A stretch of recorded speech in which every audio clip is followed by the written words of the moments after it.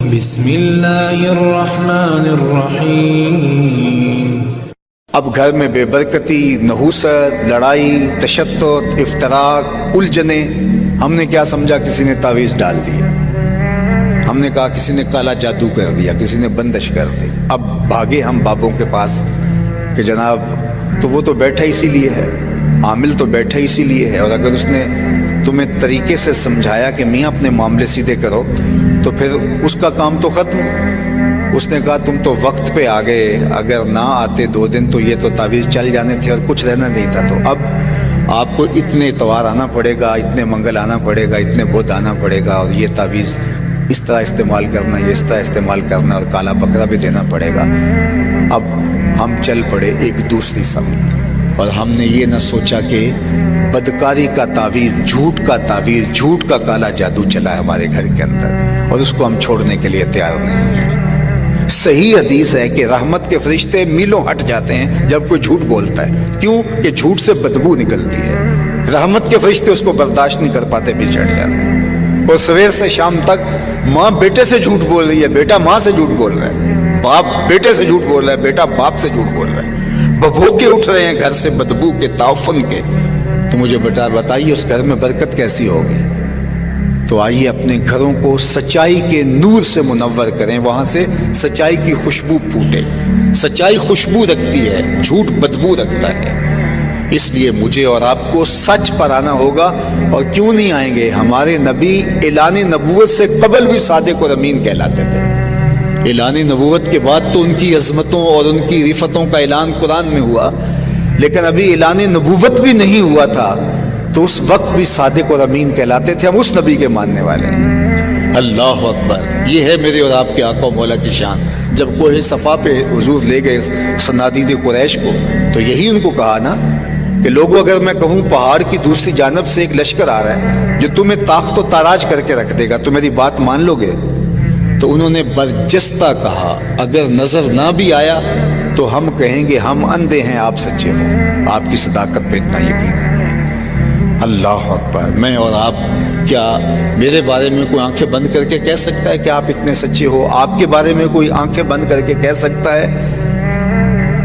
تو کہنا چاہیے، ہمیں اتنا سچا ہونا چاہیے، اس لیے کہ ہم صادق اور امین نبی کے ماننے والے ہیں۔ میں آپ کو دوسری بات بتاؤں، جب حضور کو شہید کرنے کے لیے دارالندوا میں بیٹھ کے سازش تیار کی گئی، اور تمام قبیلوں کے ایک ایک فرد کو لے لیا گیا کہ اگر بنو ہاشم اٹھ کھڑے ہوئے تو اتنے قبائل کا مقابلہ نہیں کر سکیں گے۔ دوسری بات، اگر خون بہا دینا پڑا تو مل کے دے دیں گے، تو یہ قصہ تو تمام کرو۔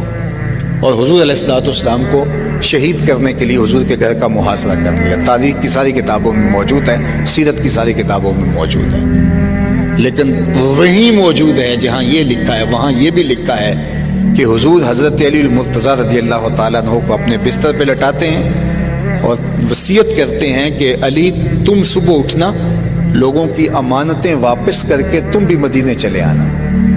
اللہ اکبر! ذرا غور کیجئے، جو حضور کو قتل کرنے کے درپے ہیں، تاریخ بتا رہی ہے ان کی امانتیں بھی میرے حضور کے گھر میں پڑی ہوئی ہیں۔ یہ ہے کردار۔ ورنہ حضور کو شہید کرنے جا رہے تھے، پہلی فرصت کے اندر اپنی امانتیں تو نکلواتے، لیکن انہیں یقین تھا کہ کچھ بھی ہو ہماری امانتیں۔ اللہ اکبر! اپنے لیے تو سارے جیتے ہیں، لیکن یہ حضور کا ایسا نمایاں وصف ہے جو برجستہ زبان پہ آیا، اور وہ کیا؟ وَتَحْمِلُ الْكَلَّ، جس کا کوئی بوجھ نہیں اٹھاتا اس کا بوجھ آپ اٹھاتے ہیں۔ غربا، یتاما، اراملہ، مساکین، بے وقاں، جن کا کوئی بوجھ اٹھانے والے اس کا بوجھ آپ اٹھاتے ہیں۔ اللہ اکبر! یہ حضور کا وہ وصف ہے۔ بلکہ مدینہ المنورہ میں ایک خاتون تھی جس کا توازن عقلی کچھ ٹھیک نہیں تھا، اور لوگ اس کے پاس کھڑے نہیں ہوتے تھے، چونکہ جب وہ بات چھیڑتی تھی تو اس کی بات اتنی طویل ہو جاتی کہ لوگوں کے اندر ہمت نہیں ہوتی تھی کہ اتنی دیر اس کے پاس کھڑے ہو کے اس کی باتیں سنیں، اور اس کی باتیں بھی الجھی باتیں ہوتی تھیں۔ ایک دن حضور مسجد نبوی میں تشریف فرما تھے، تو اس نے اشارے سے حضور کو بلایا، اس کی بات سننے کے لیے حضور دروازے پہ آ گئے۔ تو اس نے کہا میں نے آپ سے کوئی باتیں کرنی ہے۔ تو آقا کریم نے فرمایا کیجیے۔ اس نے کہا یہاں نہیں کرنی۔ کہاں کرنی ہے؟ کہا باہر آئیے، میں وہاں آپ سے کوئی بات کروں گی۔ کڑکتی دھوپ، چل چلاتا ہوا عرب کا موسم، اور اس نے آقا کریم کو دھوپ میں کھڑا کر لیا اور اپنی گفتگو جس طرح کی بھی اس کی تھی سنانے لگی، اور حضور پوری توجہ سے انہماک سے اس کی گفتگو سن رہے ہیں، اور وہ ہے کہ اس کی گفتگو ختم ہی نہیں ہو رہی۔ اللہ اکبر! ویسے تو سننے کے لیے حضور مل جائیں تو پھر کون گفتگو مختصر کرے گا؟ وہ کیا کسی نے کہا تھا نا، اسی شوق میں کی ہیں تجھ سے ہزار باتیں، تیرا حسن تیرے حسن بیاں تک دیکھو۔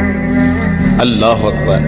تو وہ حضور سے باتیں کیے جا رہی اور حضور اس کی باتیں کان لگا کے سن رہے ہیں۔ صحابہ کو غصہ بڑا آ رہا ہے اس عورت پہ، لیکن کہہ کچھ نہیں سکتے کہ حضور خود انہماک سے سن رہے ہیں۔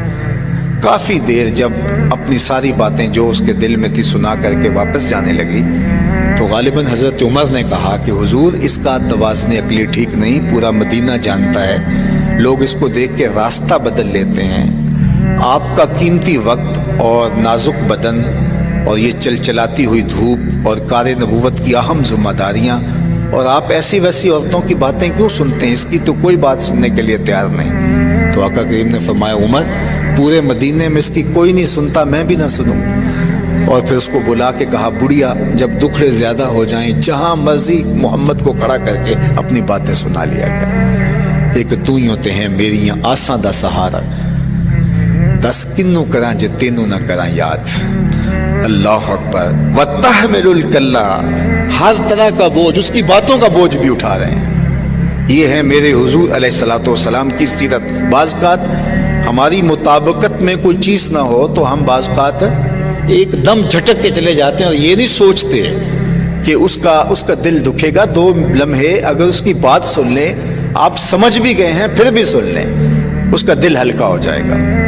ایک بزرگ تھے، تو ایک دفعہ میں کسی پرانی جگہ پہ گیا تو وہاں کتبے لگے ہوئے تھے، تو وہاں ابو الخیر علیہ رحمہ کا ایک ربائی لکھی تھی، خدا بندہ چنا کن کہ پریشان نہ شوم، یہ ربائی لکھی تھی۔ تو میں نے وہ لکھ لی، نوٹ کر لی۔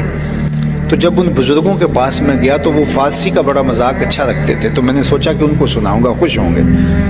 تو وہ بوڑھے بزرگ تھے، تو میں نے ان کو وہ فارسی کی وہ ربائی سنائی، حکیم عبد الحی رحمۃ اللہ تعالیٰ علیہ۔ تو مرے کالج سیالکوٹ کے پرنسپل صاحب وہ ان کی خدمت میں یوں آ کے بیٹھتے تھے اور اپنا بقیہ وقت وہیں گزارتے تھے۔ تو غلام علی صاحب بھی پاس بیٹھے تھے، تو میں بالکل نو عمر تھا، تو میں نے بڑے شوق سے یہ ربائی ان کو سنائی۔ تو وہ کہنے لگے وہ غلام علی صاحب یہ ذرا لکھ لو، بہت اچھی ہے۔ اور وہ باقاعدہ کاغذ لے کر آئے اور پوری ربائی نوٹ کی۔ تو اس کے بعد پھر اس کے اندر بعد میں انہوں نے کہا کہ یہ لفظ اگر ایسے ہو جائے تو جو ہے وہ ایسے زیادہ بہتر نہیں ہے۔ تو میں سمجھ گیا کہ یہ حضرت کو تو ربائی جو ہے وہ پہلے ہی آتی تھی، تو ایک دن دوبارہ ملاقات ہوئی تو ویسے ہی باتیں ہو رہی تھی کسی موضوع پہ، تو وہ اپنے بزرگوں کی بات سنانے لگے۔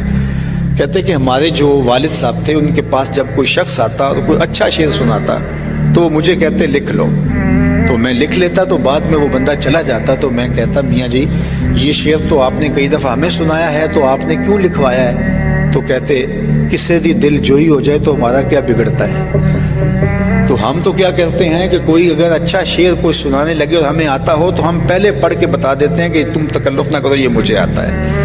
تو چھوٹی چھوٹی چیزوں سے کسی کی دل جوئی ہوتی ہے۔ اب اس عورت کی ساری باتیں حضور سن رہے ہیں اور اس کی باتیں الجھی ہیں۔